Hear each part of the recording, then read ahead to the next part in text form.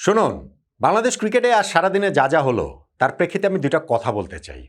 Number one, BCB পরিচালনা পর্ষদের marathon meeting শেষে সংবাদ সম্মেলনে এসে বিসিবির প্রতিনিধি হিসাবে 4 পরিচালক বাংলাদেশের সর্বশেষ বিশ্বকাপ না খেলা বিষয়ে যা যা বলে গেলেন, যেই সব গোজামিলে ভরা কথা বলে গেলেন, যেই সব সাংঘর্ষিক কথা বলে গেলেন, যেই সব পিঠ বাঁচানো কথা বলে গেলেন, তাতে একটা কনক্লুশনে আপনি খুব সহজেই আসতে পারেন। বিশ্বকাপ যে আমরা খেলিনি, তৎকালীন ক্রীড়া উপদেষ্টা ডক্টর আসিফ নজরুল হয় তিনি মিথ্যা বলেছেন, অথবা আমিনুল ইসলাম বুলবুল ভাইয়ের এই ক্রিকেট বোর্ড মিথ্যা বলেই চলেছে। কিন্তু আমার ভাবনাটা একটু অন্যরকম। আমি নিশ্চিত ডক্টর আসিফ নজরুল, আমিনুল ইসলাম বুলবুল দুইজনই মিথ্যুক, ডাহা মিথ্যুক। তৎকালীন অন্তর্বর্তীকালীন সরকার এবং এই ক্রিকেট বোর্ড এই পারস্পরিক যোগসাজশ এই বাংলাদেশ টি-20 বিশ্বকাপ খেলতে পারেনি, এবং তাদের এই পরস্পর বিরোধী কথায় সেগুলো ক্রমশ স্পষ্ট থেকে স্পষ্টতর হয়ে উঠছে। কেন, কিভাবে আমি সে আলোচনাটা করছি। আর নাম্বার 2 যেটা বলতে চাই, বিসিবি পরিচালনা পর্ষদে তো পদত্যাগের হিড়িক লেগে গেছে। যখন তারা আমাদের সঙ্গে প্রেস কনফারেন্স করছেন, তখন একজন পরিচালক আজকে পদত্যাগ করেছেন, যদিও তারা দাবি করেছেন এই খবর তারা জানতেনই না। ফেসবুক দেখে, মিডিয়া দেখে, সোশ্যাল মিডিয়া দেখে নাকি তারা এটা জানতে পেরেছেন, এবং তারপরে রাতে আরও 2 জন পদত্যাগ করেছেন, আরও রাতে গিয়ে আরও একজন পদত্যাগ করেছেন।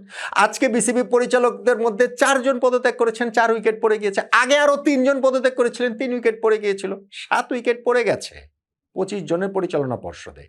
বিসিবির এই পরিচালনা পর্ষদ থাকবে কি থাকবে না, এটা কোনো আলোচনারই বিষয় না। আমি বহু ভিডিওতে বলেছি আমিনুল ইসলাম বুলবুল ভাইয়ের এই ক্রিকেট বোর্ড থাকবে না।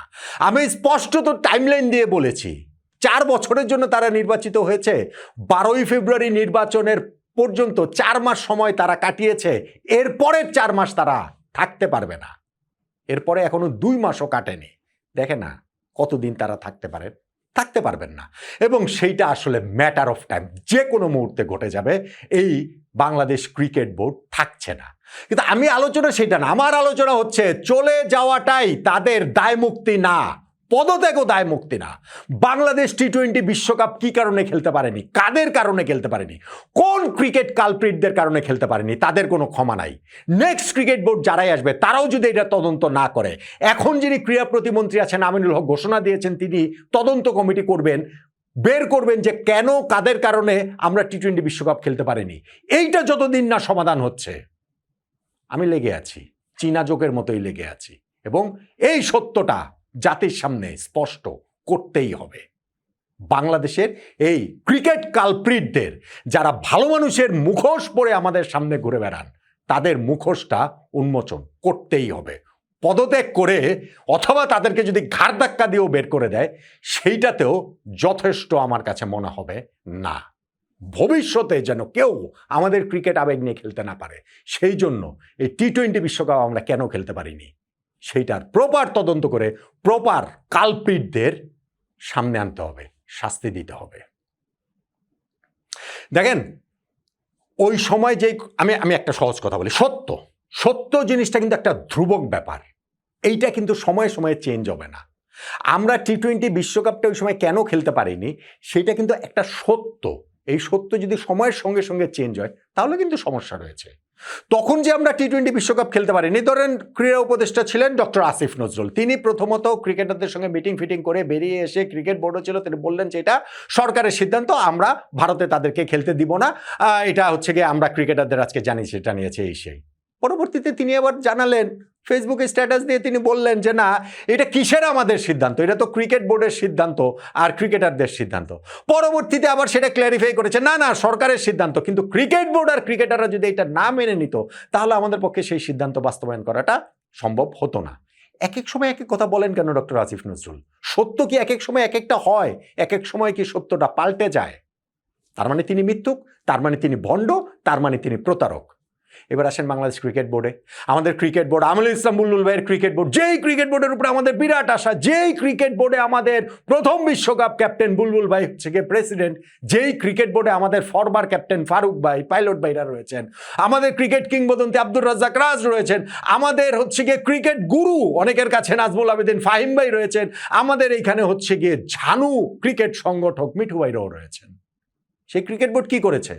এই যে আজকে এখন পর্যন্ত 7 জন যে পদত্যাগ করেছে, বাংলাদেশ টি-20 বিশ্বকাপ খেললো না, সরকারের সিদ্ধান্তই খেললো না, আমি ধরে নিলাম একজন পদত্যাগ করেছিলেন সেটার প্রতিবাদে, একজন।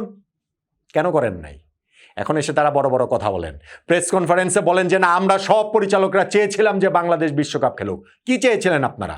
আপনারা কি সেটা সরকারের কাছে মেসেজ দিয়েছেন? আমাদের মিডিয়াকে বলেছেন?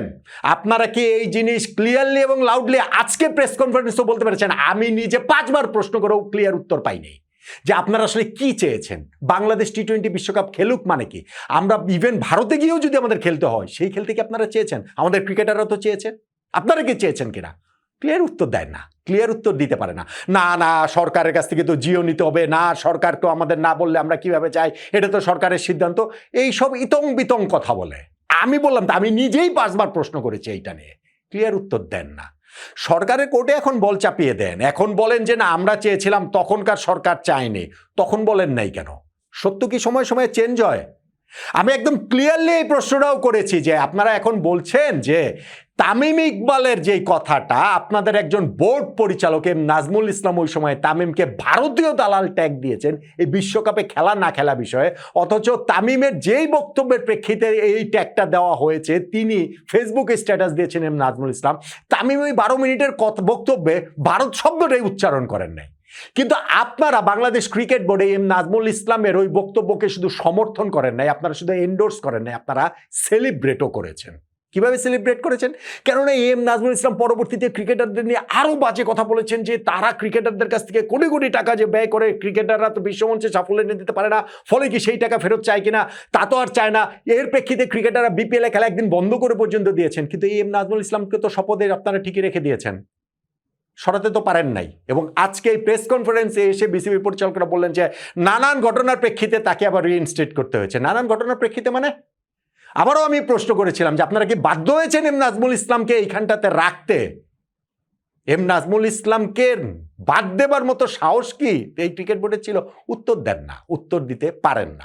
বলেন যে না তামিম ইকবালের ইস্যুটা একটা ইস্যু, এইটা আলাদা ইস্যু না। একটা আলাদা ইস্যু হবে কিভাবে জন্য? কেন আলাদা ইস্যু হবে? আপনারা সেই তামিমকে ভারতীয় দালাল আপনাদের পরিচালক বলছেন, আপনাদের কলিগ বলছেন, সেইটাকে আপনারা শেষ পর্যন্ত সেলিব্রেট করেছেন, এই শব্দটাতে তাদের আপত্তি, কিন্তু এন্ডোর্স যে করেছেন সেটা তো মেনে নিয়েছেন। মিঠু ভাই মেনে নিয়েছেন, বলেছেন যে না হ্যাঁ ঠিক আছে আপনারা সেভাবে বলতে পারেন, এন্ডোর্স করেছি।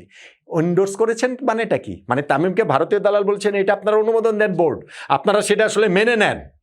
আর এখন সেই ভারতীয় ক্রিকেট বোর্ডের সঙ্গে আপনারা চিঠি লেখে সম্পর্ক উন্নয়নের জন্য চিঠি লেখেন। এটা কি কন্ট্রাডিক্টরি না? এটা কি পরস্পর বিরোধী না? অবশ্যই পরস্পর বিরোধী, অবশ্যই এটা হচ্ছে গিয়ে একটা চতুরতা, এটা হচ্ছে কি একটা ভণ্ডামি। আমাদের এই প্রেস কনফারেন্সে দাঁড়িয়ে আমাদের ক্রিকেট গুরু দাঁড়িয়ে না বসে নাজমুল আবেদিন ফাহিম ভাই পাশ থেকে মাইক কেড়ে নিয়ে সাকিব আল হাসানের প্রশ্নের উত্তরে বলেন যে আমাদের সাংবাদিকদের এখান থেকে প্রশ্ন হয়েছিল যে সাকিব আল হাসানের কথা আপনারা প্রায়ই বলেন, এই সাকিব আসবে আসবে বাংলাদেশের হয়ে খেলবে, কিন্তু ফাইনালি তো আর সেটা হয় না। এটা কি সাকিবকে কি আপনারা একটা সেফগার্ড হিসেবে সামনে সবসময় রাখেন?